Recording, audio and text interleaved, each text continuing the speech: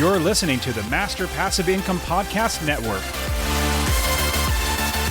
Welcome to the Master Passive Income Show. My name's Dustin Heiner, and I'm here to help you quit that JOB, that just over broke job, by investing in real estate and never work a job again. Today, I'm super pumped to bring on an expert who is fantastically amazing at asset protection, getting you out of paying taxes legally. And he's going to show us how we can, no, let me take that back. Show me how I could do it better and show you how you can protect your assets, get out of taxes like the rich do. All right, let's start the show.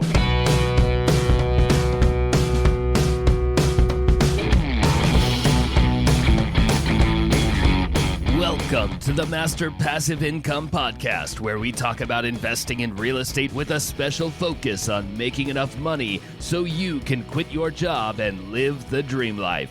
And now, here is your host, Dustin Heiner. What's up? Super blessed as always to have you here with me on the show. Now, I got to tell you, growing up, my stepdad always taught me to do things right the first time. And you maybe have heard the saying, if it's worth doing, it's worth doing right. Well, I 100% agree with that. And taking back what my stepdad told me when I was really, really young, if you're going to do it right the first time. Well, I am now, I'm having to do a lot of stuff over again. Now, when I say that, because I've been investing since 2006, in fact, in 2006, I first started an S corporation. Literally started an S corporation. Oh, wait, hold on, pause. I was just told by my friend Justin, who listens to this podcast, he told me, I use the word literally a lot. And then I realized, oh my goodness, I say literally, like literally all the time. I'm just kidding. But anyways, I wanted to throw that out there. I'm going to try my best not to say funny words like that repeating words like literally all the time, but who knows, it might come out. But this is what happened. 2006, I started an S corporation to buy real estate because I had no clue what I was doing. But then I realized once I learned a little bit, talked to an accountant and a lawyer, not really the best ones, but talked to some of them. They said, don't use an S corporation, use an LLC. That's a pass-through entity. And it's like, great. So I started creating a bunch of LLCs for all my properties.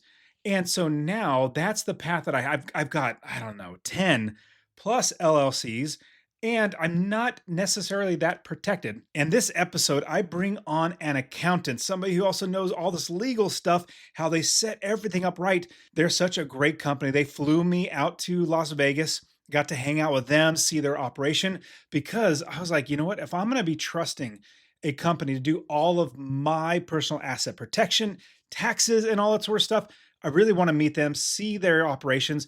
And if I'm going to be bringing them on the show to be a part, they're not sponsored or anything. There's a company that is really, really good that I really, really like. They didn't pay me any money to be on the podcast. Well, I wanted to meet them and I wanted to make sure that they knew what they were doing. They've been doing this for like 30 plus years and they have a lot of case law showing the process of which they set everything up. I'm not going to get into what they told me, but here's a great thing about having a podcast. I use my podcast to get knowledge and get understanding from other people. So in this episode, I'm literally asking, okay, here's what I have. I have 30 plus properties. I have X, Y, and Z. What do I need to do now? So instead of being like metaphorical or like, well, what about this? No, I literally said, I told them, or I told Adam, I'm interviewing, I said, Adam, this is what I have. What do I got to do? He said, no problem. This is what we do. We've done this many, many times. Set up this, set up this, set up this. Well, this company is so fantastic. In fact, they've helped so many people to set up their LLCs, do asset protection, creating trusts, getting out of taxes legally, all that sort of stuff. And they're doing it for me. And I thought, if I'm going to have them do it for me, I want to have them do it for you. And I even talked them into giving you a big discount. It's like $300 or $400 off of their package to get asset protection. So this is what I'm doing. And when I said I started this episode, I hate doing things wrong the first time. In fact, I was taught to do it right the first time. Well, now this is like the fourth time I'm having to redo everything because I'm now finding the right way to do it in setting up the LLC structure, trusts. We're setting up land trusts as well, in doing my taxes and all that stuff. So this company They take care of every bit of asset protection, as well as all the taxes. And I talked them into getting you a huge discount on setting up your LLC because I want you not to do what I did, where set it up wrong the first time, then set it up wrong the second time and third time, and then do it right the fourth time. No, I want you to do it right the first time. Use this company to set up because I'm doing it myself. But you obviously do your own due diligence, make sure they're the right company for you. The right company for me is this company. It's NCH, but I've worked out Nevada corporate headquarters. I've worked out a special link that if you use this link, it'll give you, I don't know, $300 or $400 off of their LLC creation package. It's so comprehensive that you are absolutely going to get taken care of. And I think they even give you like a free consultation. They give you like a free 6 months of like lawyers and attorney. Anyways, it's really, really awesome. Really great stuff. If you go to masterpassiveincome.com/NCH, Nevada Corporate Headquarters is the company, masterpassiveincome.com/NCH. Well, I'm bringing on these guys. They're going to be at the Real Estate Wealth Builders Conference to teach even more how to do this. But this is a fantastic walkthrough. Trust me, you want to do it right the first time. I've spent so many, like thousands of dollars, to do it wrong, where now I'm having to do it again. And hopefully this is the very last time. And honestly, what these guys have been doing for 30, 40 years. And more than likely, I'm never going to do this again because it's all going to be done right. So set up everything right before you start buying properties because you guys know we build the business. We make sure we build the business first, hire the experts to do the work. And honestly, I'm finding the experts and I'm bringing them to you. So go to masterpassiveincome.com/NCH. They will help you out, give you a free consultation, show you how to do all this sort of stuff, and they'll even do it for you if you need them to. Now let's jump into today's show where I'm bringing on the expert in asset protection, taxes, and everything, Adam Kintite from NCH, Nevada Corporate Headquarters. Adam, thank you so much for being on the show. Yeah, thank you for having me. So that when I look at the asset protection side of things, I just remind people all the time. I hear people say, well, just get a good insurance policy and you'll be fine. This morning, my mom called and my father had passed away and she's got a little house and she's going to be traveling a lot and wants to Airbnb it. She said, Adam, do I really need an LLC for this? I said, Mom, we're going to talk when I get home. But absolutely, because accidents happen. And at 70 years old, I don't want you going to lose everything. The cost of litigation is ridiculous. Mm-hmm. Of course, keep good insurance, but there's just so many things that happen that insurance won't pay or won't pay enough. And that's where getting LLCs and trusts set up properly really makes a big difference. Now, so thinking about being a real estate investor, so I have 30 plus properties. I have apartment complexes, hotels that I invest in as well. And so looking at the breadth of everything, I didn't start there though. I started with, with just one home and then loved playing Monopoly growing up. So every single time I started thinking like, how do I now play Monopoly in real life, scaling up. And the first property that I bought, I just assumed that you didn't really need it, just get insurance.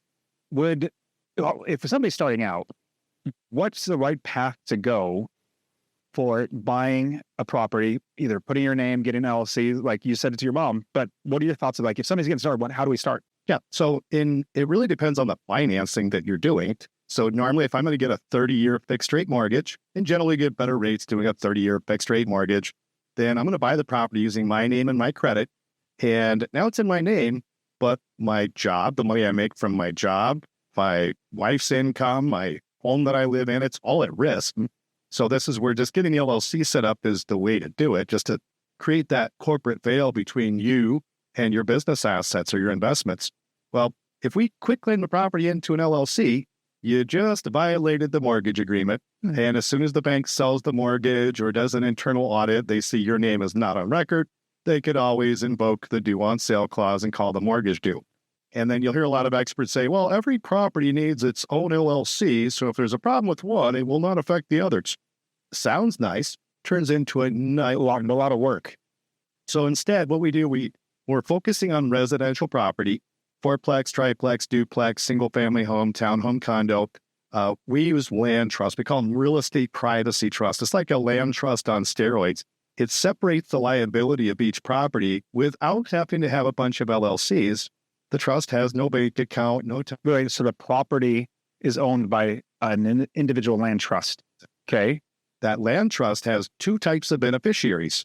a lifetime beneficiary. During the course of your lifetime, the beneficiary or the owner of that land trust is an LLC. The death time beneficiary, upon your death, the beneficiary becomes your family trust, which says the property is going to your children or whoever you've named as beneficiaries. But doing it this way, there's a federal law. It's called the Garn-St. Germain Act of 1982. When we put property into a trust, by law, the bank can do nothing. They cannot invoke the due on sale clause. So a trust by itself doesn't provide any protection, but combining it with a Nevada or Wyoming LLC, we get the very best legal protection. And you truly become the worst nightmare of these contingency fee attorneys because they can't get paid. Well, we're in Vegas right now. So I'm literally on set here in Nevada, in Vegas, and I'm driving from where I'm at, my hotel, to this headquarters that you guys are at, your office. And I kid you not, I counted at least 8 different, and this wasn't a long drive, it was maybe a mile, 2 miles, 8 different signs for accident attorneys everywhere. And so we know we live in a very litigious society where people just are fine to sue. Okay, so want to protect ourselves, but let me understand this. So if somebody's going to buy a property, we put that in a land trust, and then the land trust, we have an LLC that's outside of that. Does every single, okay, let's say we have 5 properties, maybe break it down. For some reason, like every time that I listen to how to do it, it gets convoluted in my head, like literally does. So let's break it down. Let's say I have 5 properties, and then do we have 5 different trusts and then one LLC for all of them? How does that work out? Yeah, great question. So And I want to pause for just a quick second and say thank you so much for listening to the show. If you've gotten anything out of the show, I would appreciate it if you went to anywhere that you listen to, let's say Apple or Spotify or wherever, and leave a 5-star review. Honestly, I really appreciate you leaving an honest review. I just love giving all this information out, and I want to see you succeed. Also, send this to one person. Just tell one person, say, hey, Dustin wants to help 1 million people to invest in real estate. You need to listen to this because it's going to change your life.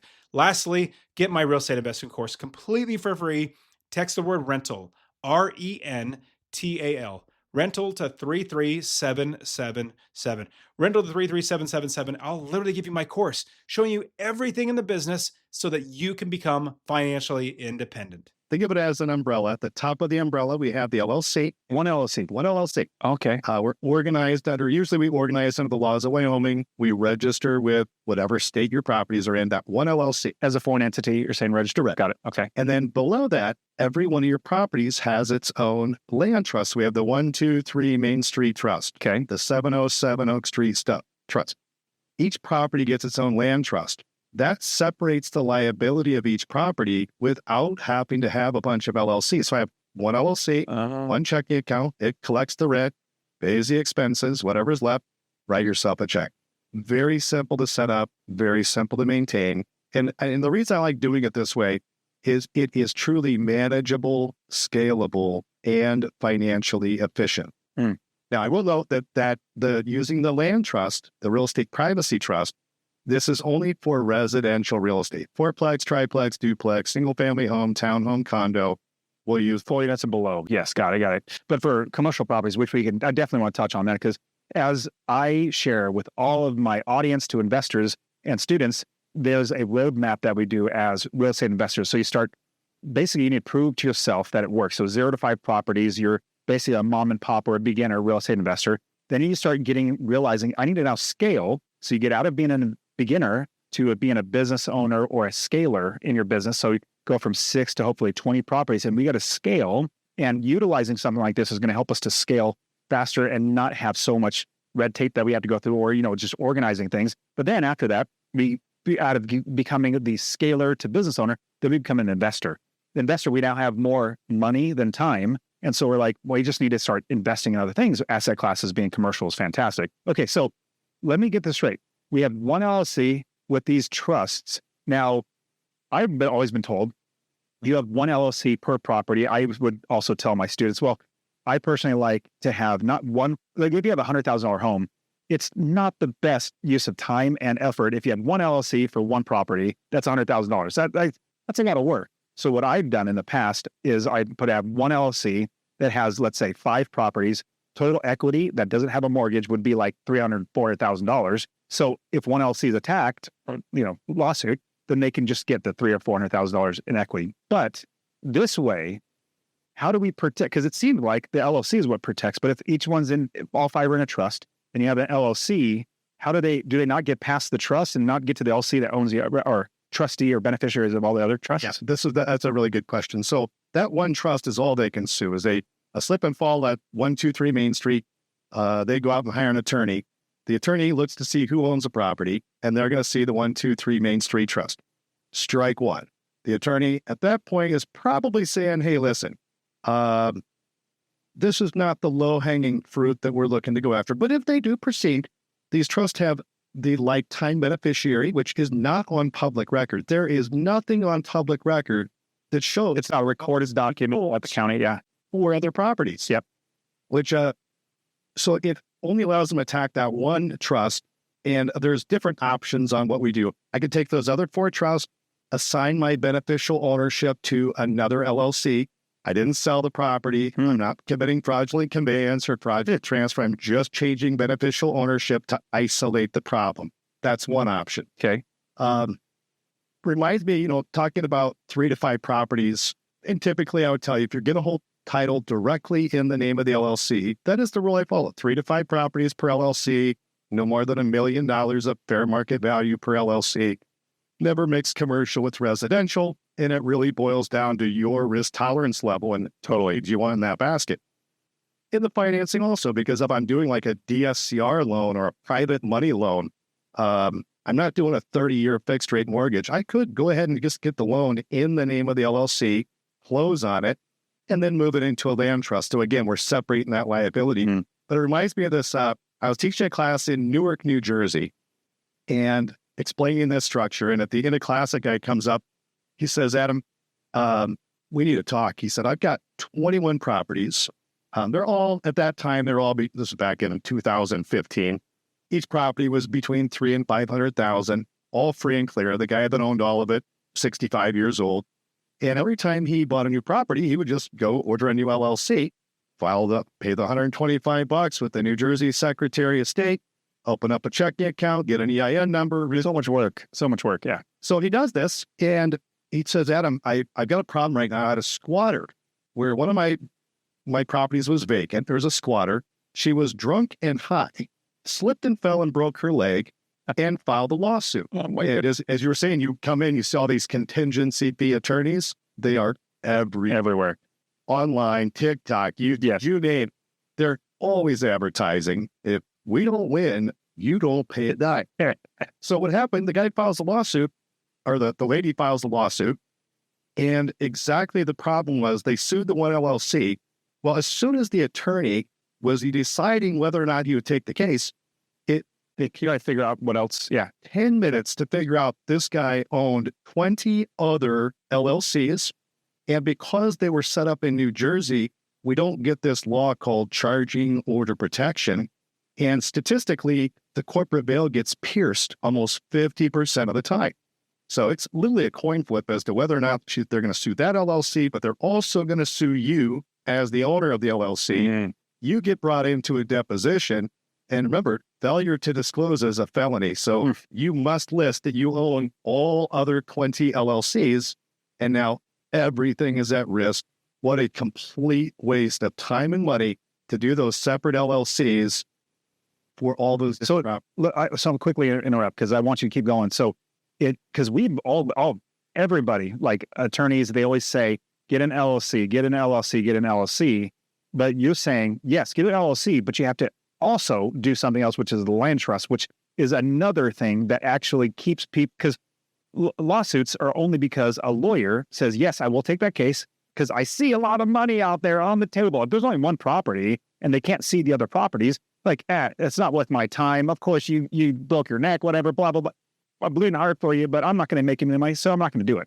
So if you are able to guard that, wow. So get back to that story. So you now have, because I literally have like 7 LLCs. I follow what the quote unquote, people say on Instagram and TikTok, 7 LLCs, like, they say 5 properties here, 5 properties here, blah, blah, blah, that I'm the owner on all of them.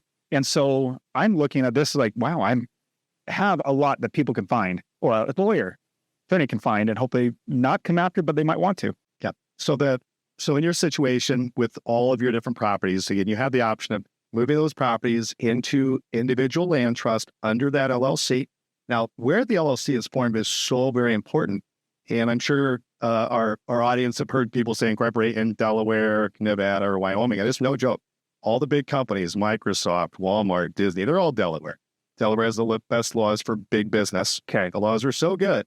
Those companies pay the state of Delaware millions and millions of dollars a year in setup and renewal fees, which they gladly pay because all the laws protect the shareholders. Quickly ask. So I just heard Elon Musk actually fire through Twitter, Delaware, saying that Delaware is now breaking what used to be a protection, and now it's not looking very good. What are your quick thoughts about that? Yeah, so Elon Musk had this pay package of $50 billion. It was nearly impossible that he was even going to hit this. The board of directors approved, yep, if you 10x our company, we're paying you $50 billion. He did it. Against all odds, he did it.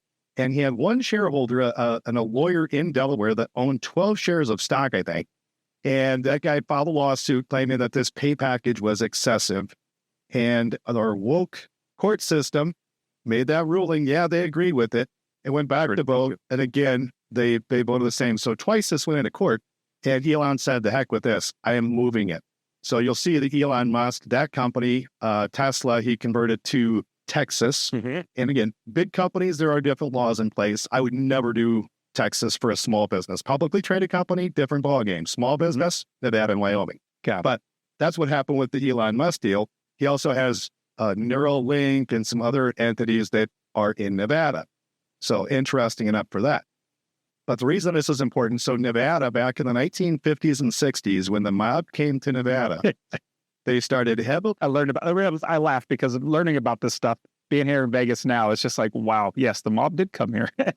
So back in the 1950s and 60s, when the mob came, they started heavily influencing our politicians to create all these great laws to protect their business owners. And even though the mob officially moved to Wall Street back in the 90s, Nevada kept this law strong for small business, big revenue generator for Nevada. Well, over the years, Nevada's kept raising its fees. Wyoming came in, modeled their laws after Nevada, and in my opinion, they actually made them a little better through some court cases, and the renewal cost is less. So all my LLCs are in Wyoming. Yep. Yeah. So it truly gives you the very best legal protection. I talked about the piercing the veil happens almost 50% of the time. I was teaching another class in Texas, and one of my students was an attorney that specializes in suing businesses. He said, Adam, I hear you telling the audience that the corporate veil gets pierced 50% of the time. Well, I'm an attorney, and I'm in the business of suing businesses, and I specialize in piercing the corporate veil. He said, other law firms hire me to pierce the veil. That's what I do. He said, if I see 1, 2, even 3 people's name on public record with the Secretary of State, I pierce the veil almost 95%. Oh, my goodness. He said, no one ever sets these things up right. They never maintain them properly. We have a huge success in veil piercing. He said, if I see Nevada or Wyoming, I won't even take the case because I can't get paid. He said, I'm glad more people don't know about Nevada and Wyoming or I would be out of a job. But I had a really good talk. He said, 3 things I will not sue, Nevada, Wyoming, or if it is a trust and I don't know what type of trust it is. So even setting these things up, how you name things is so very important. And like with your real estate privacy trust or the land trust, keep it simple. The 123 Main Street Trust, the 707 Oak Street Trust. So that property name is, because a lot of students, I've got thousands of students now. Big question is always, well, Dustin, what should I name my LLC? I say, do not name it Dustin Heiner LLC, because that's absolutely going to be like, okay, that's his. We have to know that. Make it as arbitrary or vague as possible so that they can't say, let's correlate this to this to this. Now, I personally broke my own rule of doing that because I made something very similar just so I can personally keep it track in my head. But now I'm like, this is so much better. So let's get back to, so you have 5 properties or more, let's say multiple, but 5 properties, 1 LLC for like, so I literally have 33 properties or something like that. Lots of properties in 5 different states. You're saying 1 LLC, but put all of those into a land trust? Yeah. So in what we're going to keep separate is, and this is completely up to you, but I've got a client that has 50 land trusts. They're all in their own land trust with one LLC managing all of it. She has property managers for everything, and it's all perfectly clean. And have lawsuits come up? They have. But we put these attorneys in a position where the best they could do is go after your insurance. Just had this a few weeks ago. A guy was him on about, getting his LLC set up, and he lived in California. So in California, you got to pay the $800 premium. 800 franchise, that's a ripoff. Yeah. So he was him on about this. He had 4 or 5 properties he bought in Florida. And he called me in December and said, Adam, I just want to call and say thank you. I said, what happened? He said, I just got notice from some Morgan something company, it's a contingency fee law firm, requesting my insurance.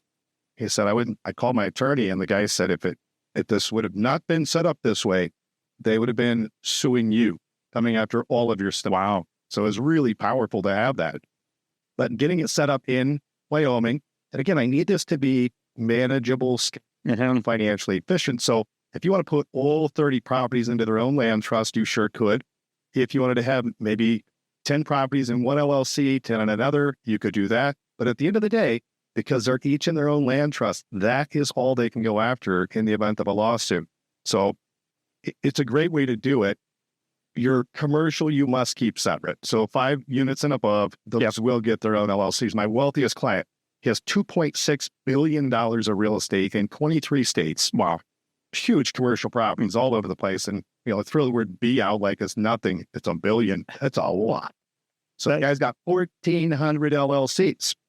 So absolutely incredible. So to hire you guys just to manage all the network, all these kind of, he's got teams and stuff. Yeah, he's got 60 teams of CPAs doing the taxes. He's got an office with 5 ladies. All they do is stay on top of renewal documents. So, wow. Okay, so let's just walk through what I have. Yeah. So I had 1 apartment complex, 355 units. We have 1 LLC over that. So yes, we already have that taken care of. But let's just talk about my residential, 4 units and below. So I have 30 plus properties. So what we need now is 1 LLC and then transfer, because all of them are already in an LLC, its own LLC.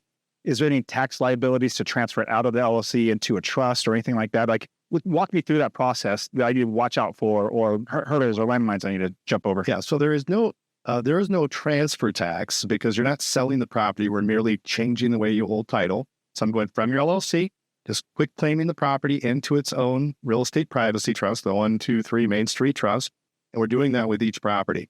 So now, if there's a slip and fall on one property right now, you said we've got 7 LLCs, and there's a few in this one and a few in that one.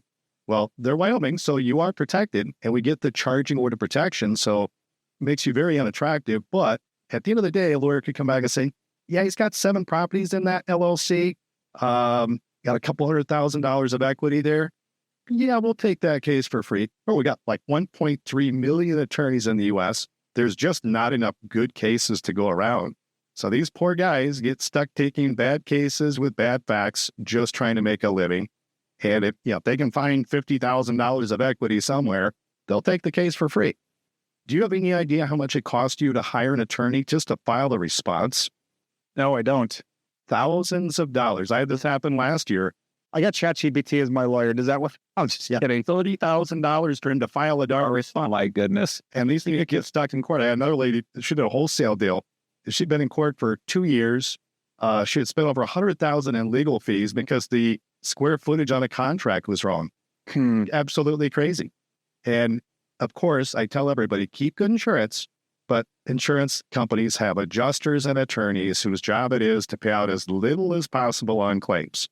So you are competing with your insurance company to pay the least amount, and who is going to win every time?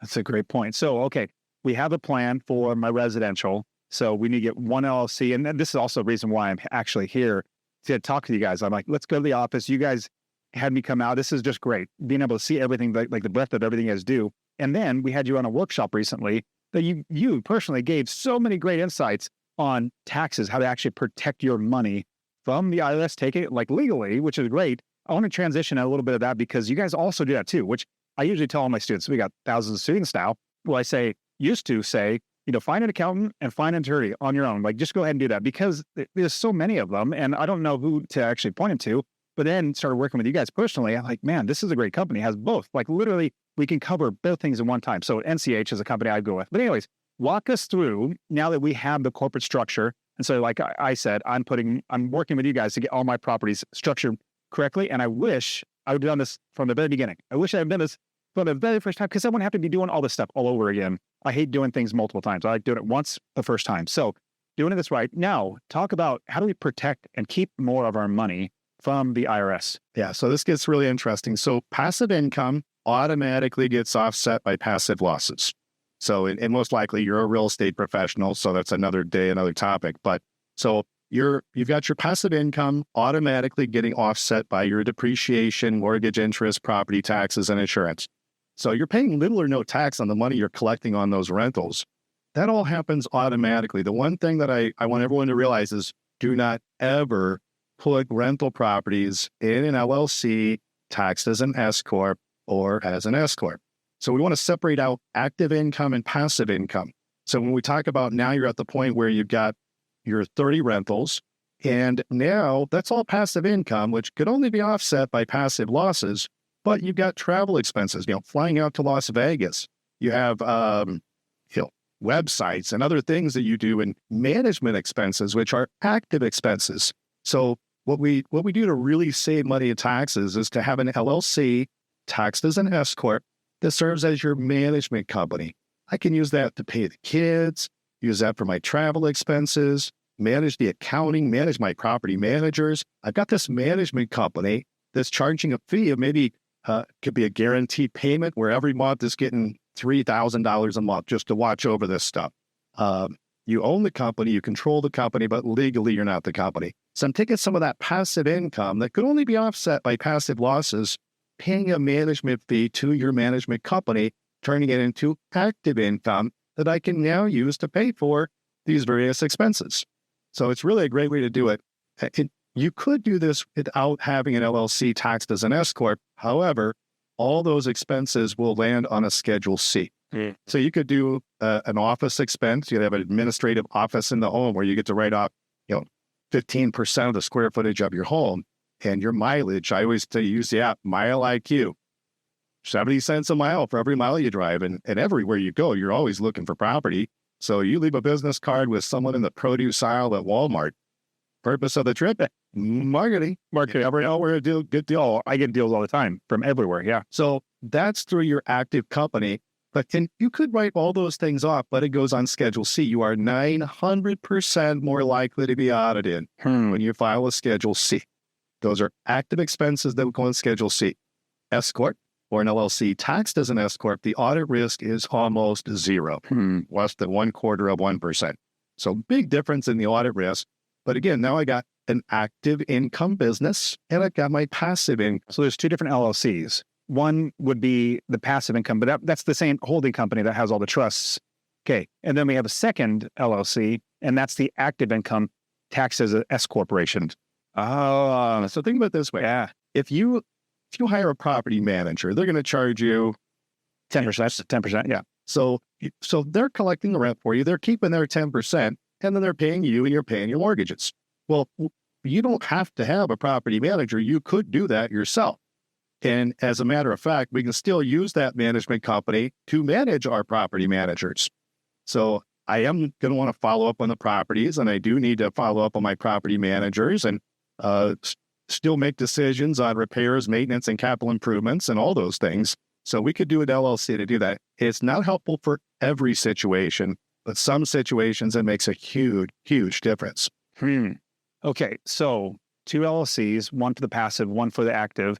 And then, because I was talking to my accountant last year, and he was saying that you want it to be a S corporation, pay yourself a reasonable salary so that you're taxed at a different, like just that salary, let's say $60,000 a year, you're taxed that, but everything else is a passive income where you're taxed a little bit lower. Does that make sense? Yeah. So the way it works is your passive income is taxed at your ordinary tax rate, but there is no Social Security and Medicare. So you're just subject to state and federal tax. You could be at a 20%, or if you're making a lot of money, you could be at 37%.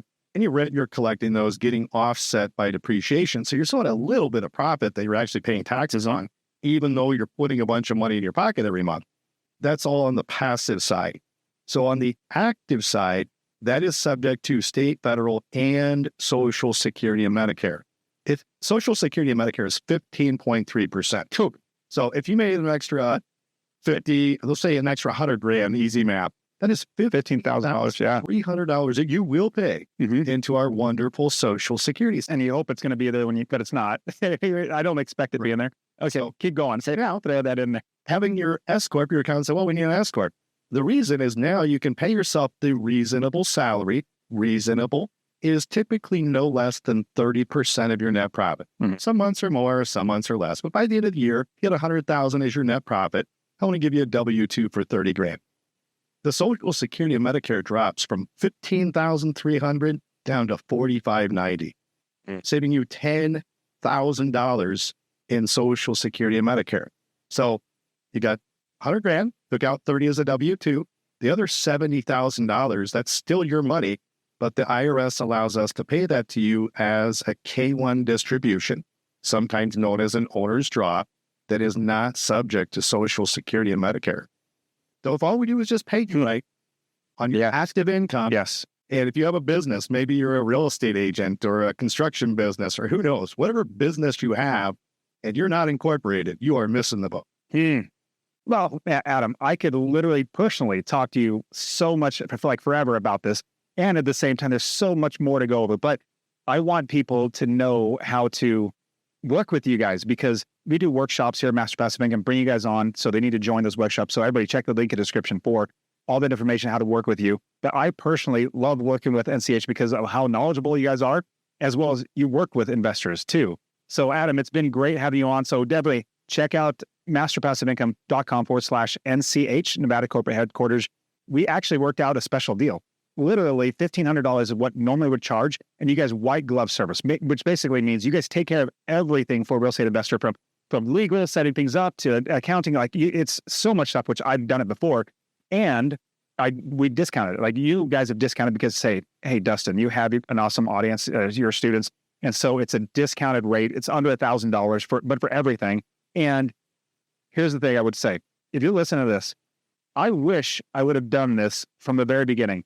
I went through an online company, set it up one time, and I did it wrong. I did a C corporation for same stupid reason back in 2006 because I was in a corporation, so I started a C corporation. Then I heard somebody else on, let's say YouTube,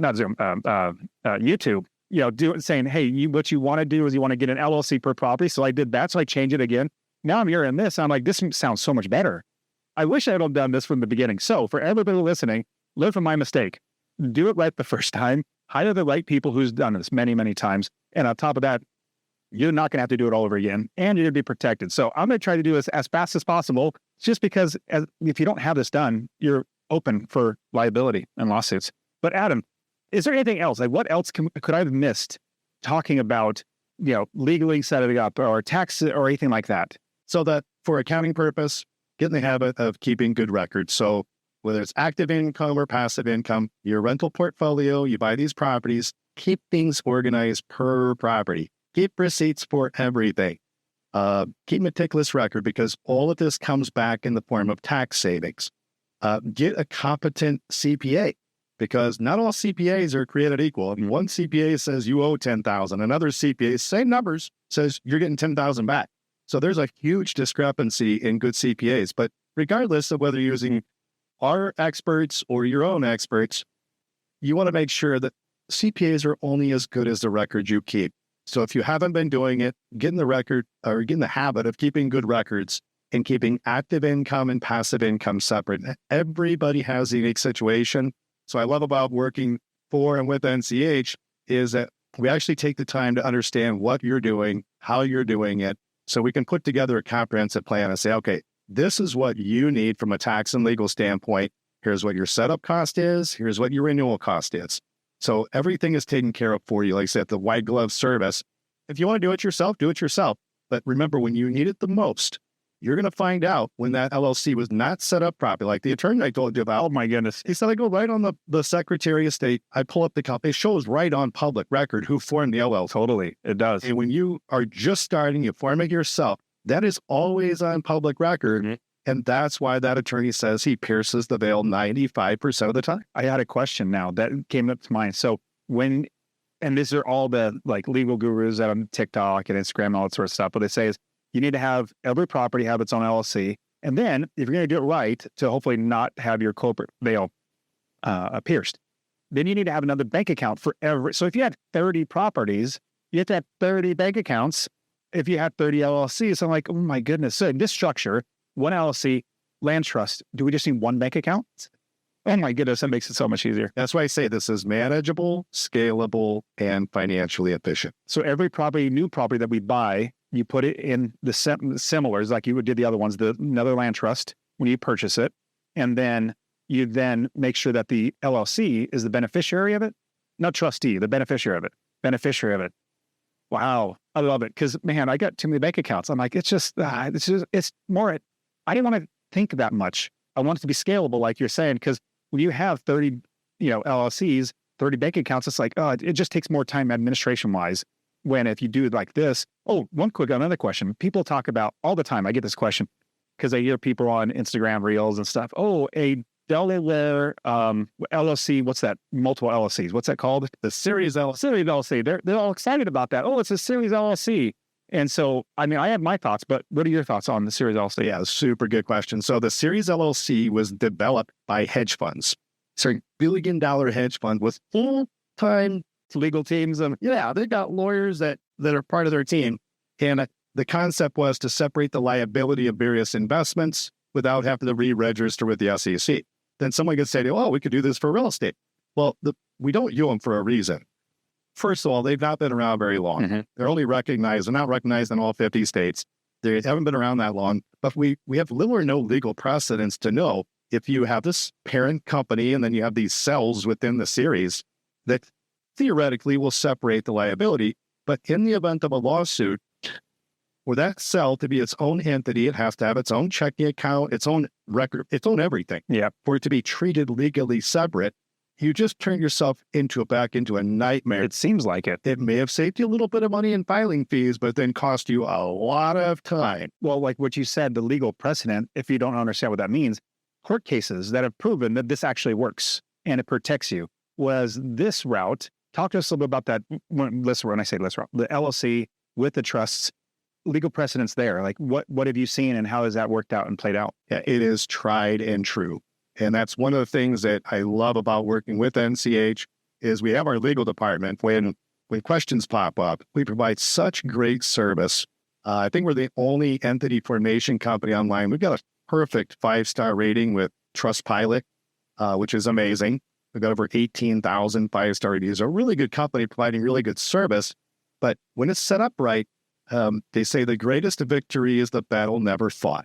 Oh, yes. And by merely getting it set up and putting your property in the trust and using your LLC properly, you're protected. And God forbid anything ever happens, you're in a really good shape. So you have some young ones. Mm-hmm. I have 6 boys, and 5 of them drive, and they drive my vehicle. So if they get in a wreck, guess who's getting sued? Absolutely. Huge advantage of having the Wyoming LLC. They can sue me. They can win. And I touch my LLC to satisfy my personal islands and obligations. That got me thinking of, okay, so if we have our properties set up, what about your primary residence? Same thing, another land trust? Yeah, so the primary residence, assuming you're not renting it out, that needs to go into a revocable living trust. Personal trust, like your family. Got it. Okay, so we have one trust that has, a trust for every single property that the LLC is the beneficiary of, and then personal property, like my personal residence, cars, and put it into a living trust, a revocable living trust for the family, right? Yep. Do I have that? So did I miss anything in there? Yeah, not the cars. So, how about your primary residence, your personal checking account, savings account, you have a brokerage account. Okay. The membership of your LLCs. So when I set up the LLC, I list you as the manager. Okay. Membership we assign to your family trust for estate planning purpose. That's not on public record anyway. Mm-hmm. So that is your revocable trust.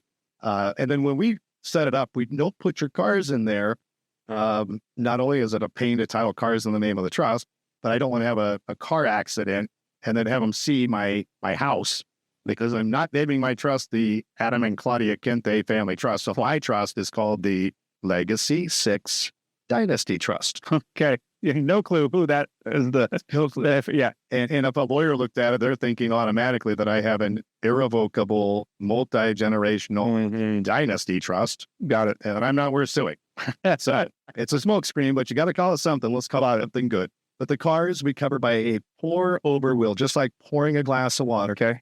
Anything you forgot to put in the trust or chose not to put in the trust automatically goes in the trust when you.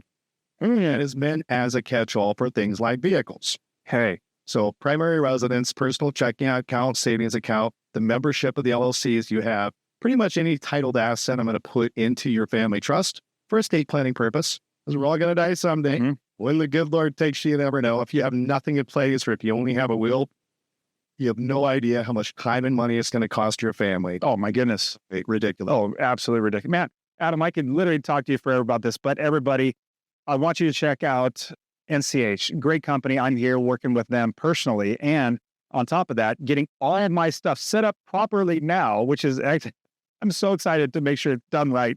And so you definitely go to masterpassiveincome.com/NCH. We have a page there dedicated to everybody that's a part of Master Passive Income. We want to get you that big discount. Get everything set up right the first time. So Adam, thank you so much for being on the show. And that is it for today. Go ahead and get my free real estate investing course. Text the word rental to 33777, RENTAL to 33777. You can also join my Real Estate Wealth Builders group coaching. Get all my courses. All right, guys, we'll see you in the next show. See ya.